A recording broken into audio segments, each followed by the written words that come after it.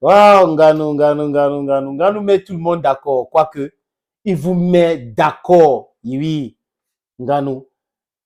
Il faut le dire, hein, moi, je ne croyais pas à tout ce que Ngannou faisait. Hein. Donc, on dit qu'il va battre tel ou tel. Il était sceptique. Mais le gars continue de prouver. Et il met tout le monde d'accord. Dana White, les amis. Dana White, c'est qui?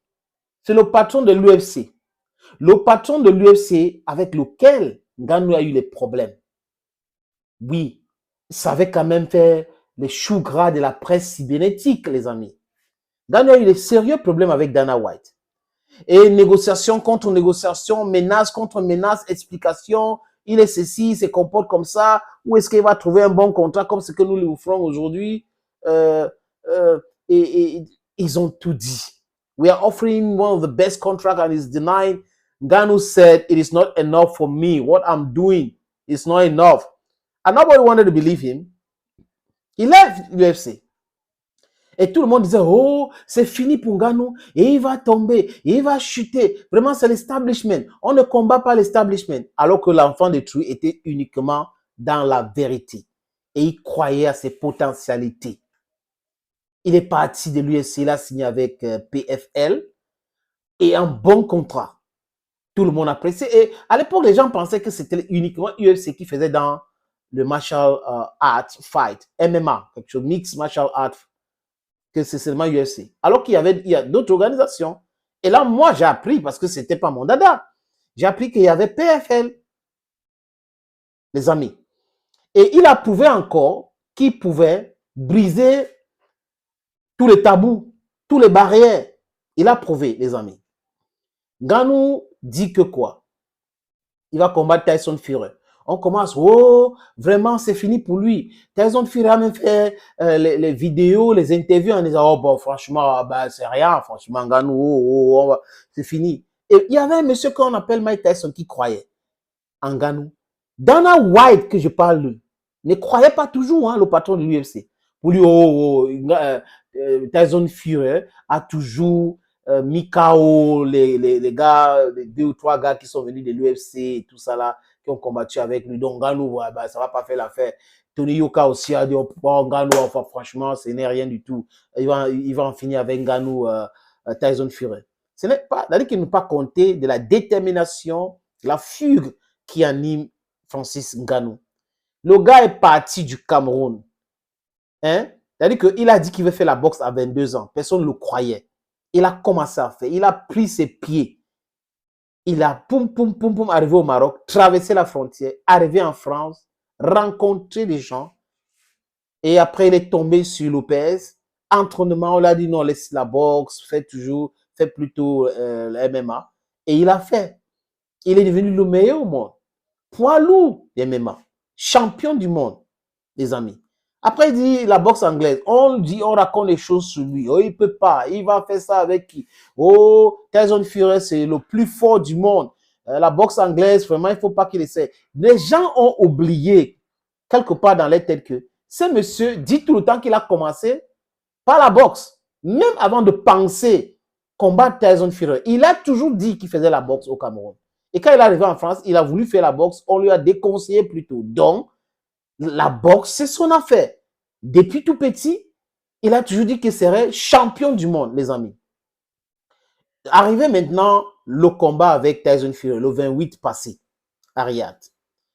Dana White dit, je répète, je ne croyais pas toujours à Francis Ngannou. Je me disais que Tyson Fury devait se débarrasser de lui en 3 rounds. En 3 rounds, ça devait faire l'affaire. Et le monde entier était en ébullition. Le Cameroun, le continent était en ébullition. Tout le monde attendait ce jour et bam, le 28, les amis, Francis Ngannou, Tyson Fury et Ngannou quoi, l'hymne de son pays, le drapeau de son pays. Et il a fait la fierté des gens de son pays, les fans de son pays, les amis. Combat contre Tyson Fury, premier round, deuxième round, troisième round, Tyson Fury au sol et Ngannou qui danse. 4e round, 5e round, Tyson Fury en difficulté. 8e, 9e, 10e round, c'était toujours difficile. Et à la fin de ce combat, Tyson Fury pensait qu'il a déjà perdu. Et on l'a rappelé parce qu'il voulait partir. Il est arrivé. Ngannou était en train de jubiler parce qu'il savait qu'il a gagné. Et on dit, Tyson Fury dépasse Ngannou avec 1 point et c'est Tyson Fury le gagnant. Oh, oh, tollé général dans le monde entier, les amis.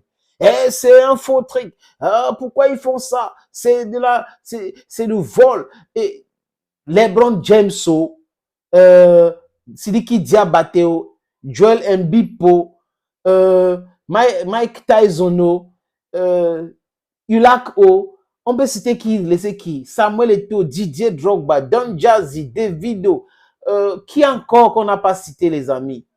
Hein, moi-même y compris. Beaucoup de personnes, des experts en la matière, ont dit c'est Ngannou qui a gagné ce combat. Voilà celui qui a gagné le combat, c'est Francis Ngannou.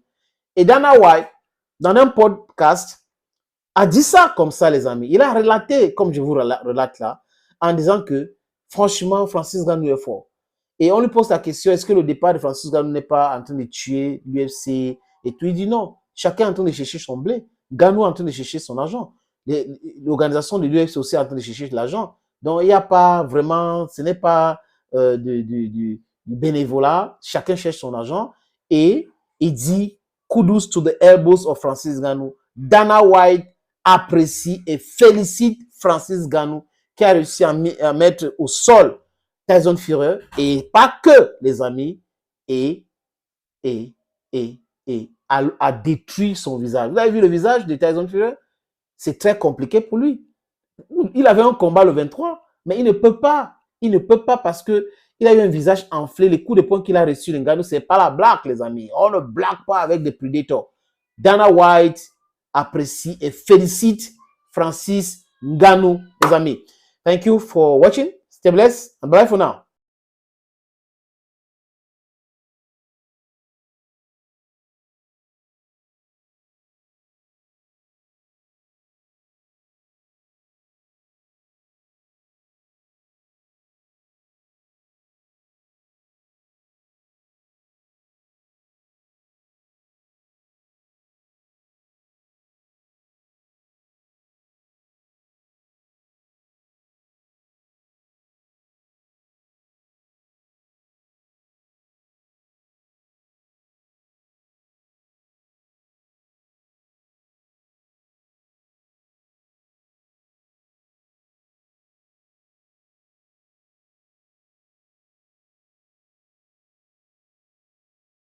Kidal ont mené des frappes aériennes ce mardi 7 novembre 2023 contre des cibles terroristes dans l'ex-camp de la MINUSMA à Kidal. Les vecteurs aériens des FAMA ont identifié et neutralisé plusieurs pick-up des terroristes. Les FAMA tiennent à rassurer la population et les invitent à ne pas céder à la propagande des terroristes visant à ternir la réputation des forces armées maliennes. La sécurisation des personnes et des biens reste la priorité des FAMA.